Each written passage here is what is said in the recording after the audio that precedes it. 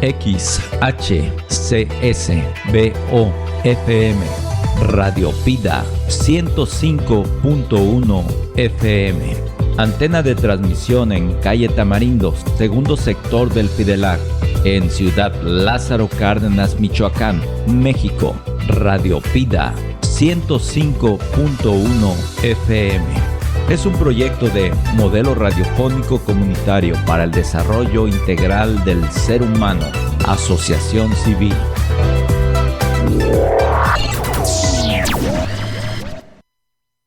Las opiniones expresadas en este programa son de exclusiva responsabilidad de quien las emite. Es momento de informarse. Mirada Periodística. Mirada Periodística.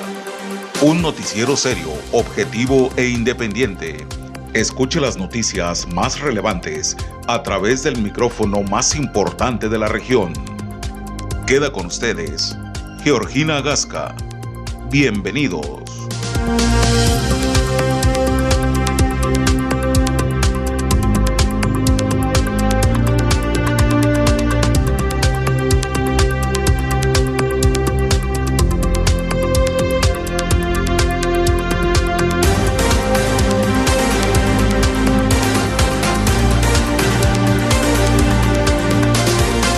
Regresamos a los micrófonos de Radio Vida con una entrevista con el colombiano Leonardo Aboni Abonilla.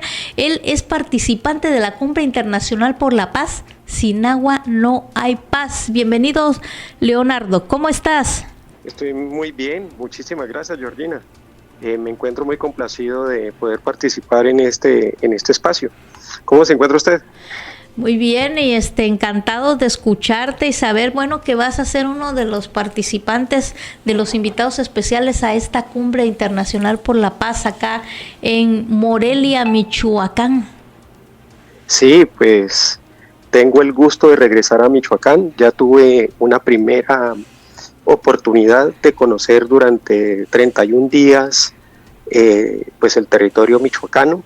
Quedé enamorado de la región, de la zona, conocí gente maravillosa, gracias pues a las labores de un compatriota, de Godfrey Duarte, quien está radicado en Pátzcuaro en este momento. Bien. Y que empezó a apoyar mi labor como activista cultural y activista pues ambiental. Y pues bueno, terminé caminando los caminos de México y ahora he regresado, así que, pues bueno, estoy muy contento, la verdad es que estoy muy contento. ¿Eres investigador cultural, Leonardo? Sí, yo soy licenciado en arte dramático y teatro. Muy bien, ok. Y desde el año 2001 me interesó mucho la investigación acerca de cómo eran las expresiones teatrales en los tiempos precoloniales, es decir, en el periodo precolombino. Fue bastante complicado porque pues el saber hegemónico nos dice que el teatro nació en Grecia, por allá hace 2000 años, en Esquilo, Eurípides, toda esa gente. Pues resultó que empecé a hacer un trabajo de investigación con museos arqueológicos y empecé a encontrar las evidencias, máscaras, representaciones cerámicas y representaciones en metal de danzarines, de palabreros, de personas enmascaradas en escenarios de fiesta, y eso fue riquísimo al darme cuenta que nuestra tradición teatral americana tiene más de 6.000 años de antigüedad. Es decir, que cuando Esquilo, Sófocles, Eurípides les dio por hacer teatro, nosotros llevábamos 4.000 años haciendo teatro desde hacía rato. Eso me enamoró y completamente pues de las tradiciones ancestrales americanas, y terminé siendo invitado por el Consejo Nacional Indígena, y eso me permitió, de México, y me permitió estar pues trabajando con los purépecha. Hice una correría muy grande, muy extensa. Después estuve pues en Panamá con las comunidades Nubaguglé y los Cuna. Ahora voy para España a hacer una correría en homenaje a los pueblos que fueron destruidos durante la conquista, Entonces el gobierno español quiere hacer un acto de como un pésame, ¿sí? Lo lamento, y fue escogida mi obra teatral Tungurahua, la misma que voy a llevar a la cumbre, para realizar ese homenaje ahora durante el 12 de octubre. Entonces voy a estar en Barcelona, en Madrid, Valladolid, voy a estar haciendo una correría por allí, pues llevando ese trabajo y llevándole la primicia al mundo de que el teatro nació en América, no nació en Europa.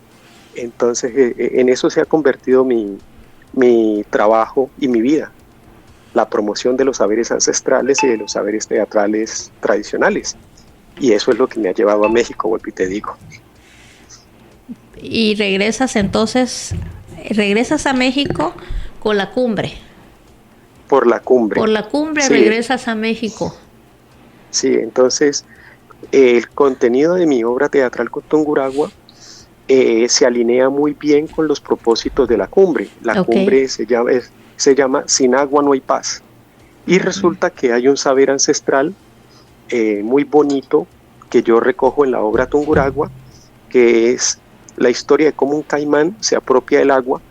Eso genera un caos terrible en toda la comunidad de la selva, y el jaguar es injustamente señalado como el responsable de haberse robado el agua. Entonces él, para demostrar su inocencia, se convierte en serpiente pitón y libera el agua y se convierte en el guardián de las aguas. Eso es un saber ancestral de las comunidades Pano y comunidades Inga aquí en Colombia, y resulta que con esa obra he empezado a circular por todas partes me invitan, y las diferentes comunidades se sienten muy identificadas con la obra, porque somos una comunidad, y cuando te digo somos una comunidad, es una comunidad latinoamericana que desde México hasta la Patagonia sufrimos el mismo problema, el problema de grandes poderes que se apropian del agua, de los ríos, que se apropian de los nacimientos, se apropian de los páramos, y las comunidades paradójicamente viven en territorios donde abunda el agua y sin embargo mueren de sed. Entonces, y eso se ha convertido en un punto de encuentro entre las diferentes comunidades a las que yo he ido visitando. Entonces he estado en Costa Rica y me he encontrado con la misma situación, he estado en Panamá y me he encontrado con lo mismo, en Colombia me encuentro con lo mismo, y en México está pasando exactamente lo mismo. Exactamente. Entonces, y justamente donde vas a venir, ¿eh? Exacto. Entonces para mí fue tristísimo cuando Godfrey me envía las imágenes al principio de este año de cómo se han secado los lagos, de cómo una isla que yo visité con mucho amor y me tomé muchas fotografías y prometí volver, resulta que ahora no es una isla, sino que es un cerro. Porque todas las aguas circunstantes, claro, estoy hablando de Pátzcuaro. Pátzcuaro, Michoacán. Sí, es terrible, y ver cómo, pues ha sido tristísimo ver cómo hay personas que han empezado a sembrar en el lecho seco del lago. Por lo tanto, el interés de estas personas no es que se recupere el agua. Para ellos es mucho más conveniente que el lago se siga secando, cosa que me parece tristísimo, tristísimo. Y pues como he tenido tanta cercanía afectiva pues por las comunidades ribereñas del lago, que viven del agua, que viven de la pesca, que viven de toda la dinámica que genera el lago, pues son comunidades cuyo dolor lo siento muy cercano, porque cuando estuve de visita en México me acogieron, me alimentaron, me pasearon, me dieron a conocer su cultura. Entonces me siento muy comprometido. Y resulta que pues la obra de teatro se convierte en un modo bonito, muy lindo, de poner sobre la mesa ese tema de discusión, y se convierte en un espacio de encuentro para que diferentes personas puedan exponer sus diferentes experiencias y entre todo empezar a buscar cuáles van a ser las maneras más saludables de resolver el conflicto. Porque es que ese es el propósito, buscar soluciones que sean saludables y soluciones no violentas, que permitan la construcción de una nueva manera de hacer paz, de hacer comunidad, de hacer política, de hacer justicia. Entonces, ¿y sabes eso qué me tiene en pasa, México. Leonardo, de ese tema que tú estás tomando y que en particular pues, nos interesa mucho a los que estamos acá de esta área del planeta? Es que hace años, yo tengo casi 40 años en esto de la comunicación, el mismo secretario de la Semarnat nos comentaba, a mí y a mi esposo, porque siempre andábamos juntos, decía, miren, ven este cuerpo de agua, cómo el agua se está yendo al Estado de México. Yo ya traigo una propuesta para que pues no se sequen las lagunas, no se... Pero parece ser que no se la tomaron en cuenta. Estoy hablando de más, 15 años, ¿no? Esto ya se venía a venir, pero nadie le dio importancia. Vieron que había muy suficiente agua, no sé. Pero esto que estamos viviendo hoy en Pátzcuaro, particularmente en Pátzcuaro, pero en varias partes de Michoacán, ya se veía venir al compartir el agua de Michoacán hacia el vecino Estado de México. Y ahora, sí. ¿Qué tuvieron que hacer? Como son acuerdos políticos para que esto suceda y que muchas veces no lo dan a conocer a la opinión pública, que el agua se le están llevando hacia otro lado, pues tuvieron que, con retros, limpiar todos los lagos, los ríos, bla, bla, bla, y hacer y decir que rescataron esas lagunas y esos ríos y que ahora pues ya tienen agua, ¿no? ¿Qué hizo la gente? Como tú dices, sembró. ¿Por qué sembró? Porque si no van a tener pez blanco, que es el atractivo de Pátzcuaro y de lo que muchos viven, del pez blanco, de los charales. Tú vas al pueblito y ves que la gente vive de eso. Sus alimentos es a base de eso y mucha gente busca porque quiere comer un pez blanco, ¿no? Independientemente sí, claro, de la exquisita gastronomía que tiene ¿cómo se llama el cerrito que tú dices? Pues independientemente. Ven, te digo cómo se llama ese cerro. Donde está el Morelos, por supuesto, el Morelos claro, gigante, ¿no? Siragüen, el lago de Siragüen. Siragüen. Y al entorno del lago de Siragüen hay otros laguitos que son los que prácticamente fueron los primeros que se secaron. Entonces también la gente dijo, ¿y ahora qué vamos a vivir? Hay que sembrar, hay que aprovechar lo poco que nos queda de esta tierra, ¿no? Ya ahorita la situación, como siempre, cuando sale un problema, un tema del país, como es otro tema del aguacate que no viene ahorita al caso, pero cuando sale el problema fuera del país y está ya entre la mirada internacional y sobre todo de Estados Unidos, que es como el jefe, empiezan a tomar cartas en asunto, limpiaron los lagos y ahora pues ya nos dicen, es que ya se están recuperando los lagos porque tenían que invertirle, tenían que hacer algo para rescatar estos cuerpos de agua, ¿no? Uh-huh. Pero mira, eso quiere decir que tu obra va a seguir muy vigente porque vamos a seguir teniendo agua, y obviamente limitar, ¿no? También limitar el compartir o la venta, no sé cómo se hayan arreglado los gobiernos del agua hacia nuestros vecinos del Estado de México, porque bueno, ellos son más que nosotros, ellos ocupan más el vital líquido, pero también que no nos dejen, ¿no? Sí, no, lo que pasa es que hay todo un tema acerca de lo que es la gestión de las aguas. Aquí te voy a contar brevemente lo que es Cali. Bien. Cali es la capital del Valle del Cauca, es la segunda ciudad de Colombia en número de habitantes y es la tercera ciudad de Colombia en importancia geopolítica. Cali se ha vuelto una ciudad muy, muy, muy, muy importante. Es más, en este momento la COP16 se va a realizar aquí en la ciudad de Cali, no se va a realizar ni en Bogotá, ni en Cartagena, ni en Medellín, en Cali. ¿Por qué? Porque aquí tenemos muy cerca la selva del Pacífico. Tenemos aquí a 150 metros de mi casa pasa el segundo río más grande de Colombia, que es el río Cauca. Tenemos farallones, es decir, es un espacio muy importante dentro de la geografía colombiana. Y muy bonito, ¿eh? Cali es bello, es bellísimo. A mí me encanta mi ciudad, pero mira que mi ciudad se volvió famosísima porque hay un poema que dice, oh Cali de las 7 el Cali de las 7 colinas y de los 7 ríos, ¿sí? Que ese es un plagio que le hicieron a un poema que escribió Virgilio en homenaje a Roma, o Roma de las 7 ciudades y su enorme río, por el río Ebro. Pues resulta que Cali tenía 7 ríos, de esos 7 ríos queda uno.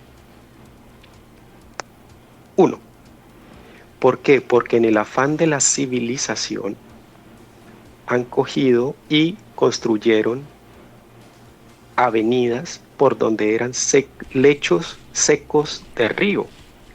Entonces, cuando llegaban los periodos aluviales, la época de las lluvias, estos ríos, que prácticamente eran caminos polvorientos, se llenaban de agua.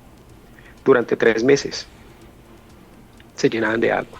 Cali, en ese proceso de expansión, durante los años 50, ¿qué hicieron? Hicieron un canal para canalizar el río Cauca, que se desbordaba sobre la ciudad, y empezaron a canalizar los ríos de Cali. Canalizar, y con eso sí, generaron canales. Sí, entonces, claro. Cali tiene una cantidad de agua potable, pero subterránea, que pasa por debajo. Y resulta que como estas construcciones son ya tan viejas, y de una tecnología tan precaria, cuando llueve mucho, entonces esos ríos afloran a través de las alcantarillas, entonces eso genera unas inundaciones terribles. ¿Por qué te estoy contando todo esto? Porque uno se pregunta, si toda esa agua potable que viene directamente de la montaña, ¿por qué pasa por canales? ¿Por qué no se aprovechan de esa agua pues para consumo humano, para otro tipo de cosas? No, resulta que no hay un interés, porque habría que destruir la ciudad, porque la ciudad fue construida sobre los lechos secos de los ríos. Entonces habría que desbaratar completamente la ciudad, planificarla de nuevo y reconstruirla, si es que se quiere ser amigable con el medio ambiente. Eso por un lado. Y lo otro es que ante el tamaño, te digo esto, sí. En 1980 Cali tenía 1 millón de personas. En este momento tenemos casi 4 millones de personas. Es decir, en 40 años Cali cuatriplicó su extensión y cuatriplicó su número de habitantes. Entonces ya el agua no es suficiente para toda la población. Entonces han tenido que empezar a traer agua de otros municipios cercanos. Entonces está pasando lo que tú me dices. La gente de las comunidades que viven alrededor de Cali se quejan que porque Cali les está robando el agua. Entonces eso está llevando a que mucha gente abandone sus hogares y se trasladen a la ciudad de Cali. Entonces Cali sigue creciendo, sí. La gente del campo va desapareciendo y las aguas que le pertenecían a esas comunidades ahora están siendo captadas por la ciudad de Cali. Entonces se volvió una cuestión completamente inmanejable, porque desde el principio, desde los años 40, se pensó que civilizar era pavimentar, que civilizar es cortar árboles, que civilizar es domesticar a la naturaleza. Pues es hacer edificios, ¿no? Eso, claro, y entonces yo con todo respeto voy a hablar de México. Sí, claro. Pero es que, con todo respeto. Digo, porque te estamos escuchando en México. Claro, nos interesa que hables de México. Ciudad de México está construida sobre 6 lagos secos. Uh-huh. Entonces, cuando usted lee las crónicas y usted se da cuenta que Hernán Cortés entró a Tenochtitlan a través de una calzada, a través de un lago, te lo digo con toda honestidad, cuando yo llegué a Ciudad de México, yo buscaba el lago. Yo busqué el lago y resulta que el lago no existe. Y entonces me dice el guía, es que por aquí estaba la calzada, por esta avenida estaba la calzada por donde Cortés pasó con sus huestes.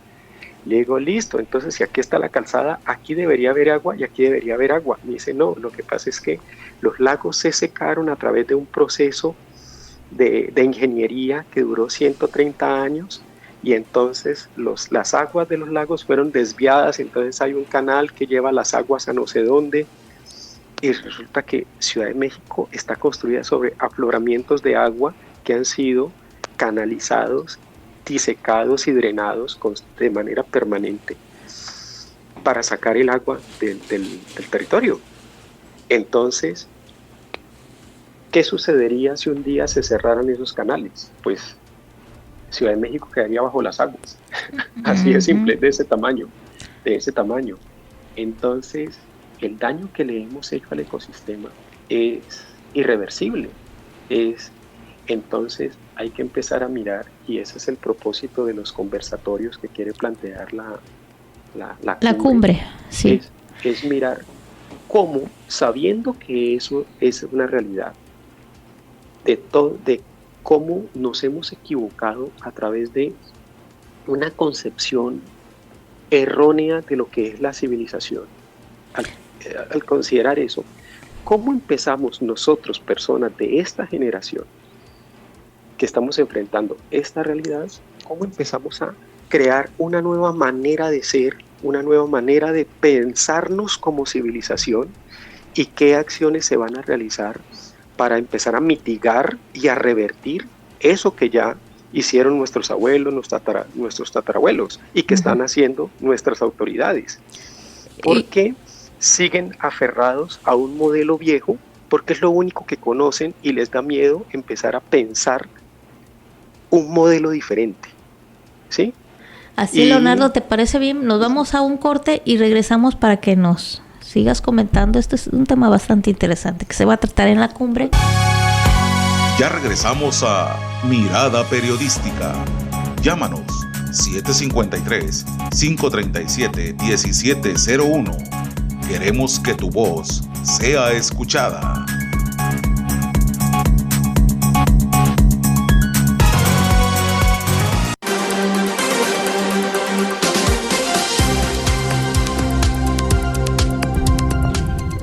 Y regresamos a la entrevista con Leonardo Aboni Abonilla, quien es un colombiano muy preparado y que nos va a enriquecer esta cumbre internacional por la paz que se va a celebrar en la capital de Michoacán, Morelia. Sin agua no hay paz. Leonardo, te interrumpimos para el corte, nos estabas platicando sobre tu participación en la cumbre internacional por la paz. Sí, te estaba contando, y agradezco muchísimo. Mira, el corte llegó como una bendición. Muy bien, así somos. Porque eso me permitió pensar en mis palabras, y pues sí, entonces, este tipo de trabajos de construcción de escenarios de paz y de escenarios de reconciliación con la naturaleza, uno puede asumirlo de dos maneras. Primero, que sea un espacio donde se haga denuncias, que son importantes en su momento, pero si nos quedamos solamente en la denuncia, pues solamente vamos a quedar con el corazón triste y con el corazón abierto a hacer enemigos, que es lo contrario. En cambio, también puede ser asumido como un espacio y una oportunidad para, en comunidad, empezar a pensar en soluciones. Y eso es mucho más benéfico. Y más importante. Y más importante, es la construcción de paz, ¿sí? Sí. La paz se construye partiendo de un principio fundamental, y es que los seres humanos por el hecho de que interactuemos socialmente, estamos sometidos constantemente al conflicto, ¿sí? De todo tipo. El conflicto tan simple como saber que todos los días me toca levantarme a trabajar. Sí. Me toca levantarme a las 6 cuando yo quisiera levantarme a las 9. Pero me toca levantarme a las 6 porque ese es mi deber. Y ese deber ya me genera un conflicto. Es un conflicto conmigo mismo, un conflicto con mi trabajo, ¿sí? Ahora, yo veré ya cómo lo gestiono. Si lo gestiono benévolamente, pacíficamente, o si lo gestiono violentamente. ¿Sí? Entonces, ya que no podemos escapar de esa condición conflictiva que tenemos los seres humanos, sí podemos mirar cómo lo podemos gestionar. Y el propósito de la cumbre es eso, es buscar un espacio y un escenario donde, reconociendo que hay un conflicto, que hay conflictos de intereses, que hay conflictos de carácter económico, que hay conflictos de carácter ecológico, que hay conflictos de carácter laboral, hay muchas clases de conflictos. Vamos a buscar entonces cómo a través de un coral nos suman las voces y empezamos a construir unas alternativas que nos permitan a nosotros ir mitigando poco a poco, porque la paz se construye paso a paso. Y el primer paso es como una terapia, reconocer que hay un problema. Segundo, que yo hago parte de ese problema, que de alguna manera yo he sido responsable también dentro de toda esa cadena de conflictos y de problemas que se ha presentado, y que hay cosas que yo puedo resolver y hay cosas que no. Y el compromiso que tengo yo de resolver lo que yo puedo resolver, y la necesidad de buscar ayuda y asociaciones para que las otras personas me ayuden a resolver lo que yo necesito, y yo a la vez me dispongo con lo que yo sé, con lo que puedo hacer, con lo que tengo, a la construcción y a la resolución de esos conflictos que puede tener el otro. Cuando eso se construye así, ya hay una ganancia enorme, ¿sí? Porque me genera claridad y descanso en mi corazón, me genera buenas relaciones y vínculos con otras personas, y empiezo a sentir que no estoy solo, estoy acompañado, y ya solamente ese proceso genera un cambio a nivel comunitario supremamente importante, muy importante.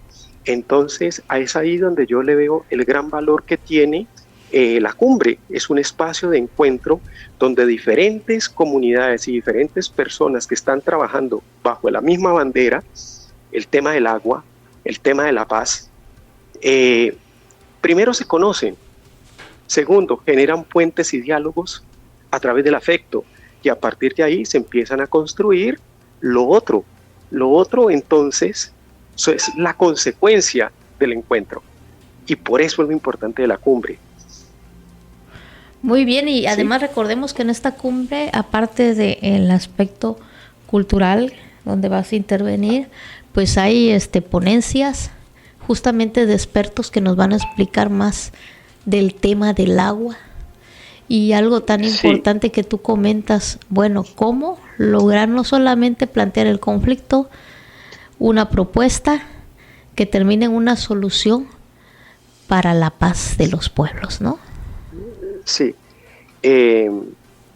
Mira, en América, en este momento, también en Europa, pero estamos en América, entonces concentrémonos aquí. Somos de una violencia exacerbada, y son violencias que se dan a muchos niveles, y las hemos naturalizado la violencia.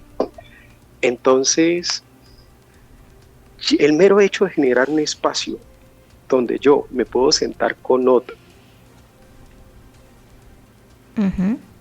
es que en el espacio me voy a encontrar con gente con quien yo nunca he visto en mi vida, pero el mero hecho de yo sentarme, escucharte, darte presencia, darte credibilidad, ¿sí?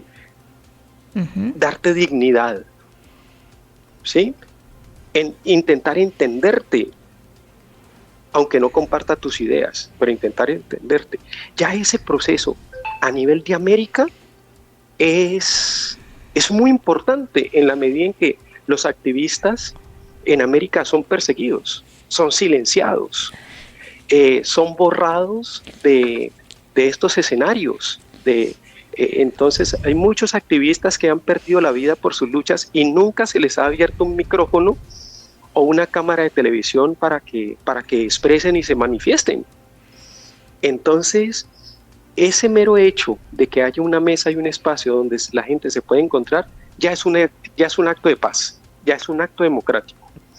Y eso es muy valioso. Y lo otro es, yo estoy muy interesado en conocer las experiencias que trae, por ejemplo, a nivel de arte, Sergio Omar.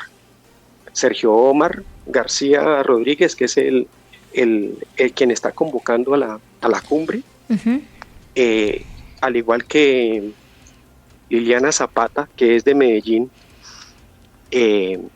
Son dos personas que pertenecen a dos realidades completamente distintas, pero que los une una cosa, y es que Liliana es activista, ¿sí? Es politóloga, pero también es licenciada en artes.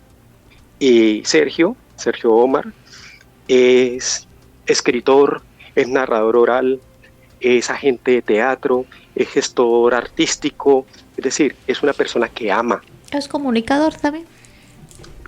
¿Aló? Sí, es comunicador, te decía. Sí, es comunicador.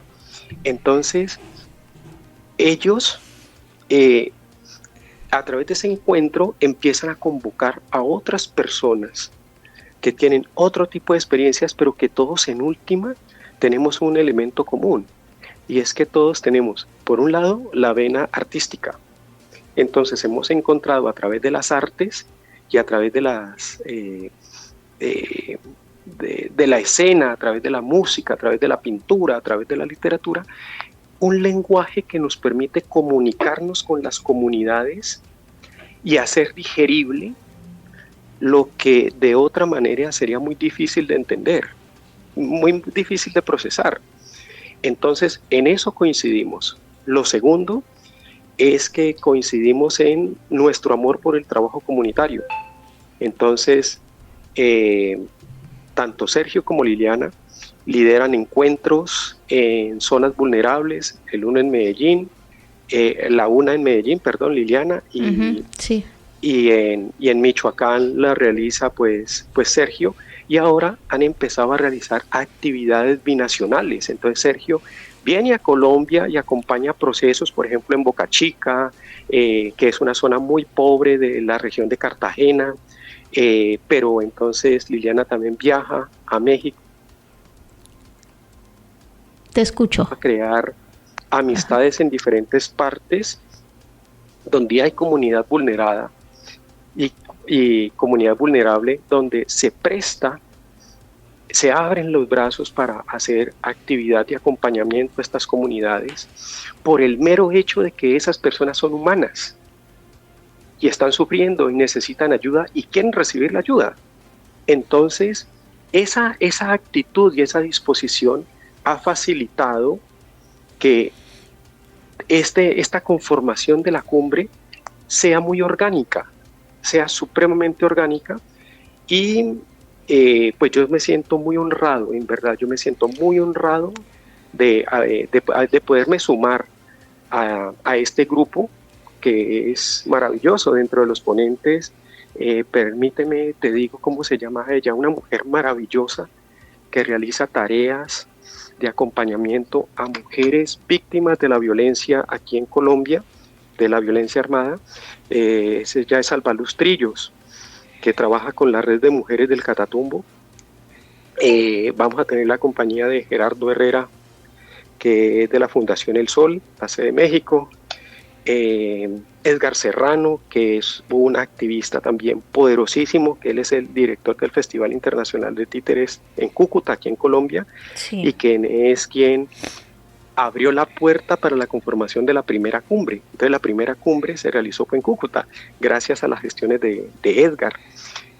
También vamos a tener la presencia de una mujer maravillosa, dedicada a las artes, a la literatura. Tiene un proyecto que se llama Andamios por la Paz, que se llama Marta Luna.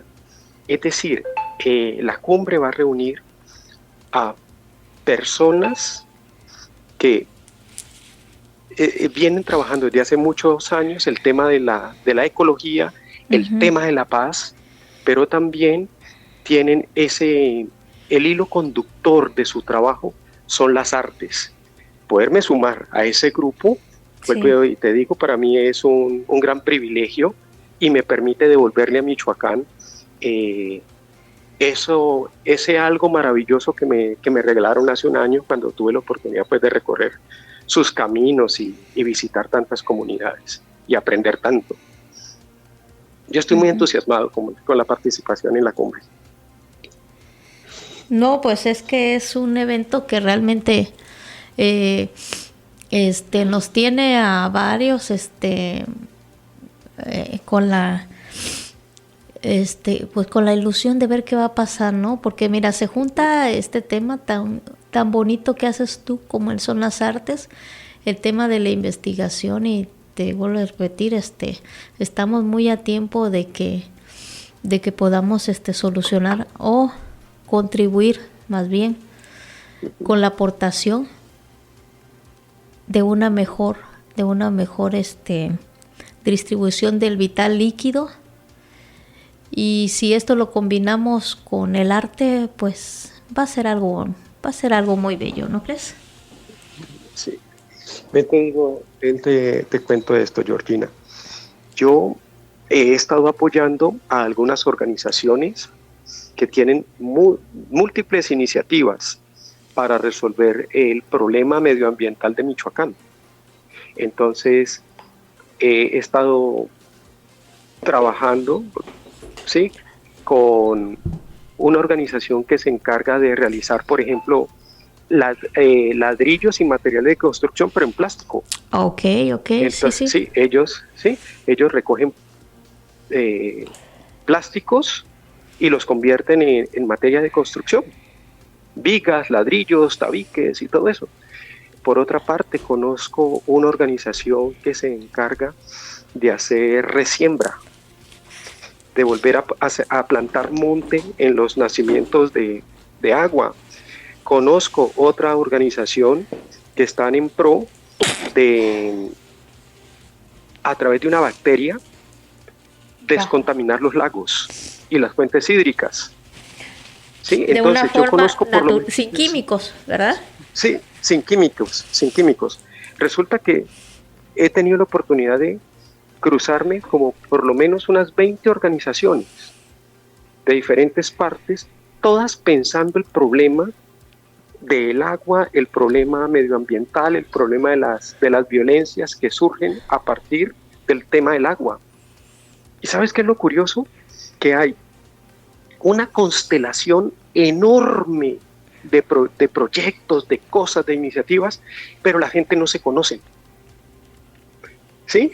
Y entonces es tristísimo saber cómo en una misma ciudad, en un mismo municipio, hay 3 y 4 proyectos, y en esos 3 y 4 proyectos están haciendo cosas, pero no se han sentado a planificar y a unificar una agenda que les permita trabajar juntos de manera orgánica y de manera organizada. Entonces cada quien jala, aquí en Colombia se dice que cada quien jala su propia punta de la cobija. Entonces, queriéndome cobijar la cabeza, descobijo los pies, y el otro queriendo cobijarse la barriga, pues se descobija el brazo. Ajá. Entonces todo el mundo jala su cobija para su propio lado, y pues así no es posible. No es la posible. Unión es muy importante unirse para hacer cosas entonces, grandes. Yo en este momento estoy muy interesado en que a través de la cumbre empezar a generar esos espacios de encuentro para que los diferentes activistas se conozcan primero, sepamos qué está haciendo el otro, cuáles son las intenciones que tiene el otro, y buscar las maneras de cómo yo me puedo sumar a lo que tú estás haciendo y de dónde abro la puerta para que tú me colabores en lo que yo estoy haciendo. Eso, si logramos hacer eso en Michoacán, sería un aporte enorme, porque eso sería una sola voz, una sola fuerza, y cuando eso sucede, si es una sola voz, entonces nos escuchamos más. Claro, y si es una sola fuerza, podemos conseguir cosas mucho más grandes. Un parteaguas también a nivel Latinoamérica. Sí, claro. Y eso, yo aquí aprovecho pues este medio para invitar a las personas que hacen parte de gobierno para que se sumen, y si no se van a sumar a la cumbre como gestores o como patrocinadores o propiciadores o subvencionadores, bueno, que se sumen al menos como ciudadanos de Michoacán, que se sumen como interesados, ciudadano mexicano, sí, claro, en sus propios temas. Claro, porque su voz, su palabra y su experiencia también es importante.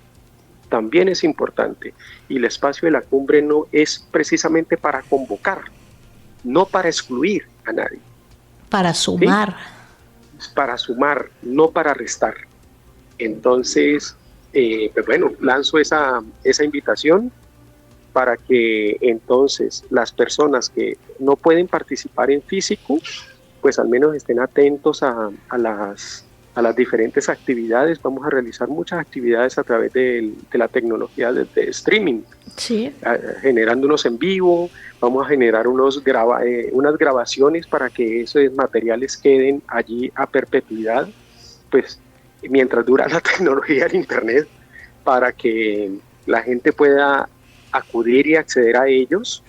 Y pues aprovecho la oportunidad para agradecerte, Georgina, porque es que estos espacios son supremamente importantes y muy necesarios porque llegan a muchas personas, ¿sí? Y entonces la cumbre no se queda en un club de amigos y de iniciados que a puerta cerrada deliberan, no, se vuelve una ventana abierta, una plataforma pública donde todos pueden acercarse, a donde todo el mundo puede acceder y a donde todo el mundo puede aportar, que es el propósito de todo proceso de paz. Así es, Leonardo Abonia Bonilla, te agradecemos mucho tu participación en Radio Vida y esperamos tenerla ahora ya en la Cumbre Internacional por la Paz. Acá en Morelia, sin agua no hay paz. Mande. Bueno, entonces, antes de despedirme, aló. Sí, te escucho. Antes de despedirme, quiero pues despedirme de toda la audiencia. Soy Leonardo Abonía Ocampo, actor y director del grupo teatral Proyecto Perseo, y les invito a que se sumen y hagan parte pues de las actividades que tenemos preparadas en el marco de la cumbre que se realizará del 20 al 21 de septiembre en Morelia, Michoacán. Para mí será un gusto conocerles y poder compartir con ustedes pues la experiencia que he ido adquiriendo en estos años. Un abrazo para todo Michoacán, un abrazo para todo México y espero verles por allá. Gracias. Muchas gracias. Gracias a ti. Yo soy Georgina Gasca. Hasta siempre.